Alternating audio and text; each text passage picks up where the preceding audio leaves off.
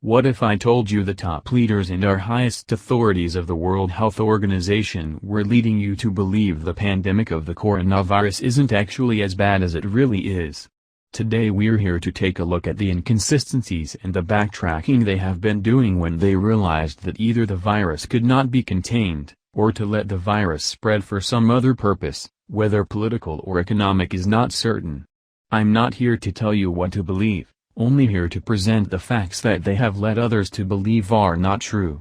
Most of the information I will provide today will be in the form of numbers, available to you in the several links I will have below the video to check for yourself. The fact that they are numbers means that these are statements, not arguable opinions, to be clear with everyone. I'll start with the first article written by The Washington Post, on March 5, 2020. The article quotes the World Health Organization stating that the disease caused by the virus has killed about 3.4% of the diagnosed with the illness, a higher rate than experts previously estimated. The previous number comes from the situation reports from the WHO, where they put around a 2% fatality mark on the new coronavirus. The director of the National Center for Immunizations and Respiratory Diseases at the CDC, Nancy Messonnier, stated that 2% has been relatively stable in terms of what the fatality ratio will be for the virus. The issue with this is how they are presenting the figures. Even the trusted Snopes website to claim to fact-check its information released an article about a video that circulated the internet claiming that coronavirus was spreading quicker than anything else ever. Which would be obviously not too relevant, considering the full length of the video goes to day 600 and we're barely 100 days into the coronavirus pandemic. It also states at the bottom that the numbers were verified by Snopes to be correct, when the death rates were also mistaken on this video. This is where it gets sticky. We went directly to the Johns Hopkins University website for their interactive map of the world that displays all sorts of useful information on the coronavirus, including cases, deaths, and recoveries.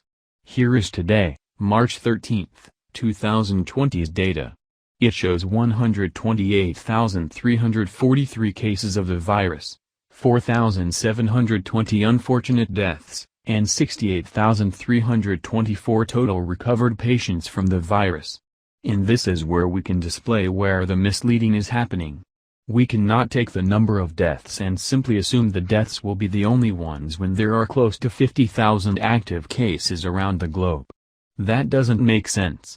The true formula would be based on recovered versus deaths, in the same way we look at the 2017 to 2018 standard flu that everyone names as a way bigger killer than the coronavirus. And while yes, it has killed more people, it's easier to prevent with an incubation period that is much lower than the 2 weeks we presume the coronavirus hangs out before we start to show symptoms. It also shows to be significantly more deadly, actually sitting around a 6.9% fatality rate. There are several people who have been misled, and it's not just from the World Health Organization, CDC, or the governing leaders of our world letting out that this isn't bad and we as people are overreacting. Just from looking at these figures people are posting all over social media, and the declaration that they know all about this virus and how it won't have an impact is ludicrous. Here we look at some random page, who made some infographics that do have some accurate information, however were inconsistent, within their own posts. It claimed that of all worldwide cases, 40% were still active cases, 56.6% have recovered, and that 3.5% had died from the disease. This information is pretty close to accurate, so we move on to the next picture. In this very next post, it shows fatality rate being capped at 3.4%, which obviously states that just a couple more people will be infected and not a single other person will die. That obviously can't be correct. Using that same logic to count it against the open cases would say that only 56.6% of the virus victims will recover, which simply isn't true. Again, goes back to what the WHO had announced about the death rates, counting in all open cases is backwards. No one would call it only a 50-60% recovery rate. Moving along, the US just a few days ago signed a $8.3 billion deal to help the U.S. deal with combating the coronavirus. That was Friday, March 6, And in just a few short days, he went live from the Oval Office to announce a much bigger bill, while not disclosing the full amount, saying that $50 billion to the Small Business Administration, and deferring taxes to put another $200 billion into the U.S. economy. Seems like backtracking, when this was a disease that was just being knocked for not being anything to take too seriously, as per the president's Facebook status.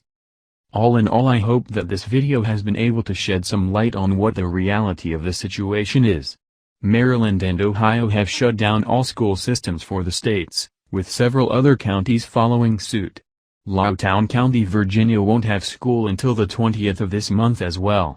I think other states will follow in the school systems. Thank you for watching, and please share this information with people so we can all be informed correctly, with all the references to the numbers below for everyone to do their own fact-checking instead of relying on random information to be true.